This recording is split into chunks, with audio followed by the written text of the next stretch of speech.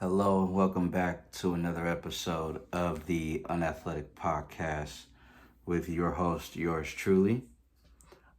Want to just thank you guys all for tuning in once again. Please like, share, and subscribe for this week's episode. And then please just tell somebody about the show. On today's episode, what we're going to be talking about really quickly, because this is going to be kind of short today. I just want to touch on three things.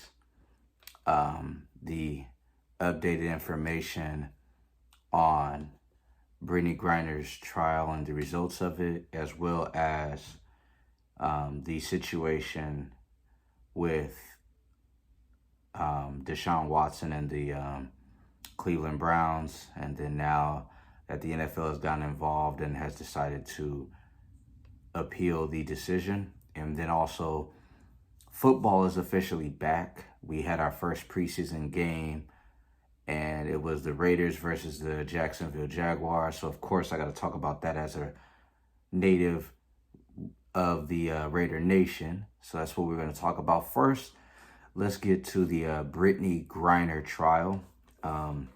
As many of you already know, she has been sentenced to 9.5 years, from what I understand, in a Russian prison. First of all, I want to give my thoughts and prayers to her wife and their families.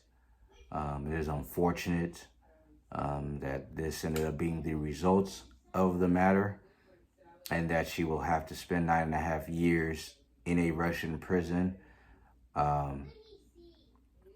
I just pray that everything goes smoothly for her, and I hope that she just will fare well, and hopefully she will get through these 9.5 years unharmed physically, and hopefully she'll be able to stay strong mentally, spiritually, and emotionally even. This is a very difficult time, I believe, not only for her and her wife, but also for her friends, her teammates, and for those who've, ever crossed Brittney Griner's path. It's unfortunate, again, like I said, that she has to go through this.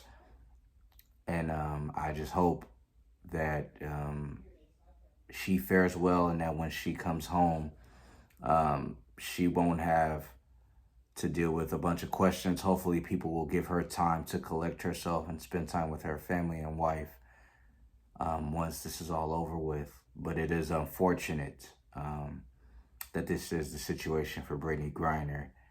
And when the results came down, I was deeply saddened for her.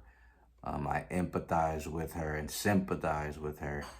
It's unfortunate that she has to be in this situation, and it's just a tough deal for her. Now, quickly to the Deshaun Watson case. Again, as we all know, and as many of you know, Deshaun Watson was suspended for 6 games. That decision was made by an independent arbiter. Judge, I believe it's Sue Robinson is her name. Apologies if I'm incorrect there.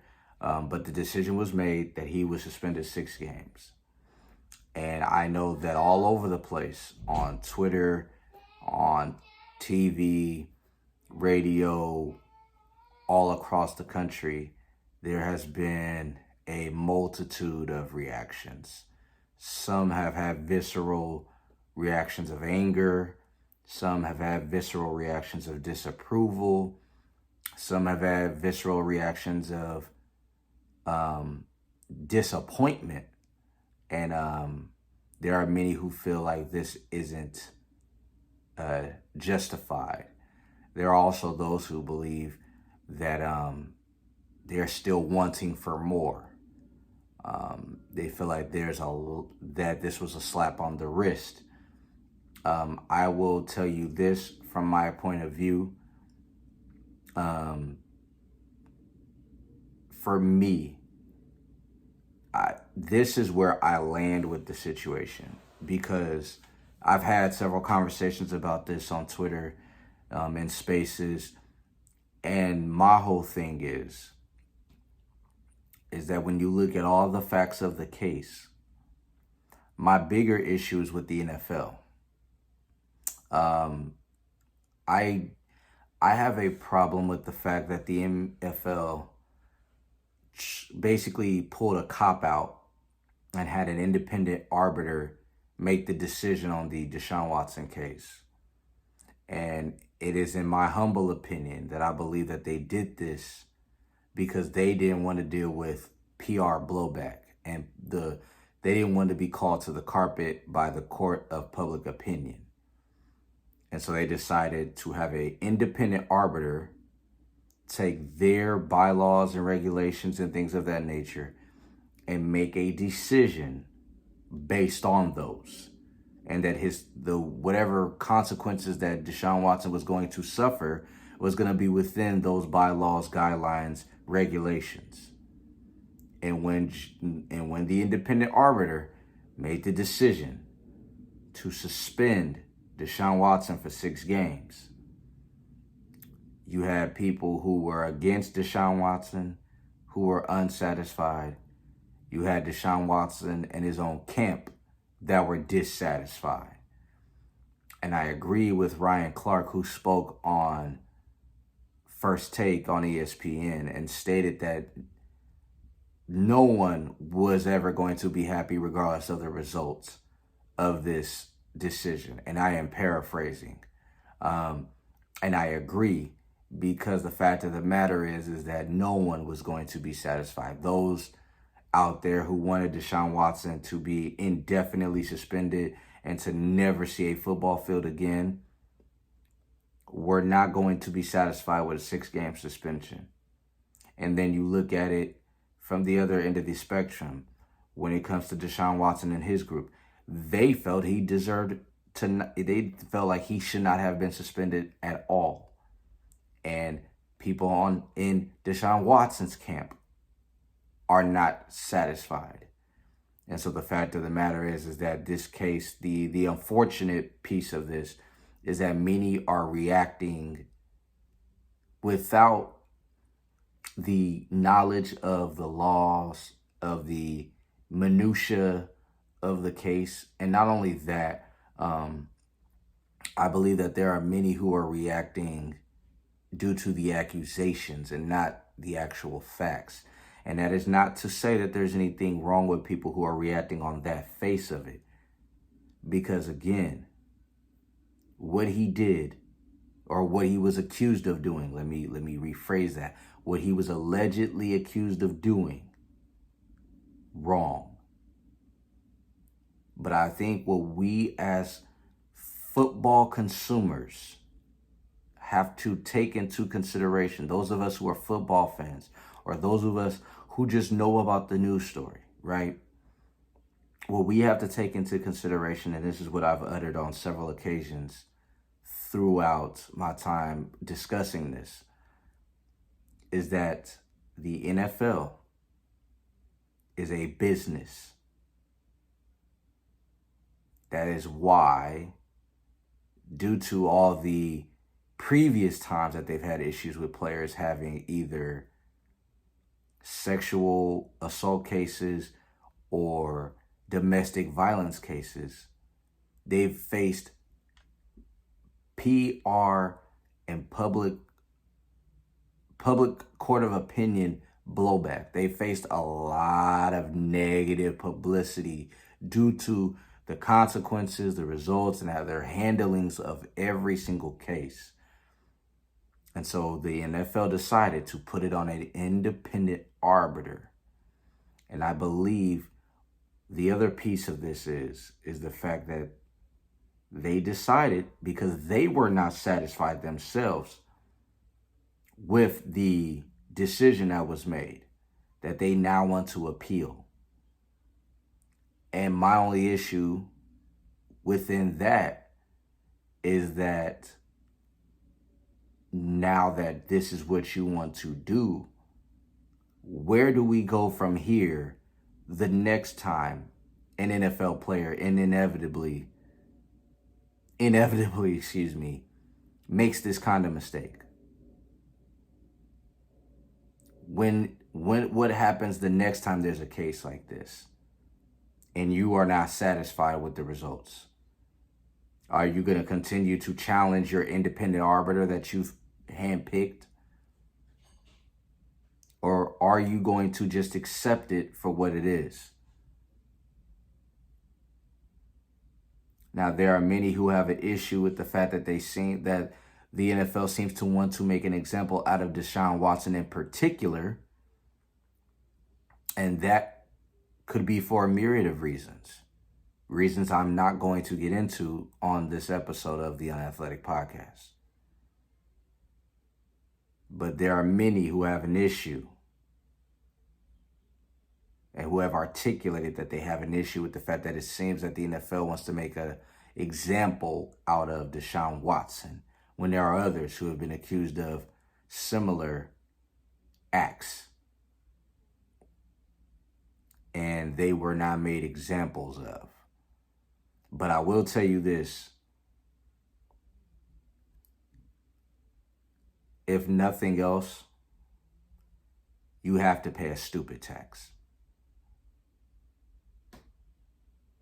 Because for me, there's a level of accountability here for the individual that is Deshaun Watson. Again, these cases, the results of all of them, there were women who were found not to be credible. There were many who settled, and there were some who spoke directly to the NFL, many who did not. That as well is problematic within the case. But from my very far outside point of view, I am not here to say whether Deshaun Watson did or did not do what he was accused of. I am not here to say that he did it or did not do it. Again, I'm saying this because I want it to be made very clear what my position is. What I am saying is that because he put himself in this position, period, he needs to pay a stupid tax. What do I mean when I say that? You do not put yourself in these kind of positions, Deshaun Watson. You don't do the kind of things that you were doing because you have to keep in mind what it can do to your character as an individual. And not only that, it's just a simple fact of the matter is you cannot operate in that fashion. Again, I am not saying whether he did or did not do it. But because he has put himself in this situation, he has to pay a stupid tax. Now, let's move forward because we are now back officially with the NFL. The NFL is officially back. And we had a game yesterday. Not the most exhilarating, exciting game, but a game nonetheless. The Hall of Fame game. And the Jacksonville Jaguars, like I said, and the Las Vegas Raiders did play. Just to give you some quick tidbits on what I saw and what I liked. One, Trayvon Walker looks to be legit, although it was not against starters. There were some select starters in the game, but not many. And that's just on the Jacksonville Jaguar side of things. On the Raiders side of things, something that stood out to me was the duo of Zamir White and Amir Abdullah. Both of them looked very good at the running back position. Zamir White looked like a very aggressive and just for me, he looks like a guy who runs angry. Like he will push through and he's going to force his way down the field. I liked what I saw from Zamir White. Looked very good. And I was actually encouraged by Jarrett Stidham in his play. as the backup quarterback to Derek Carr, because as many of you who may have watched the game, as you know, Trevor Lawrence for the Jacksonville Jaguars, he did not play. Derek Carr, he did not play. Devontae Adams, he did not play. But Josh Jacobs, Zamir White, Amir Abdullah, Kenyon Drake, and a multitude of others, they did play. I also was intrigued by what I saw from the offensive line. They looked like they were doing their best to protect, and for the most part, outside of Trayvon Walker, they were doing a very good job in keeping the pocket relatively clean for Jarrett Stidham. I've heard many positive things about the O-line out of training camp as far as they've been pushing themselves and they've been doing the job that Josh McDaniels has asked of them. But I am cautiously optimistic because I am fully aware that the Raiders have had 2 retirements with Richie Incognito and Denzel Good. So they do have many holes in their offensive line. And then there's also the fact that they also have holes on the defensive end. And defensively, I did not see much. But what I was intrigued by, just from a very novice point of view, mind you, I saw the shifting around and the changes of Patrick Graham's scheme. It seemed like he wanted to throw different things out there, and he seemed to be willing to be flexible in that sense. I know in the past the Raiders have been they've been accused of being very vanilla with their schemes with past defensive coordinators.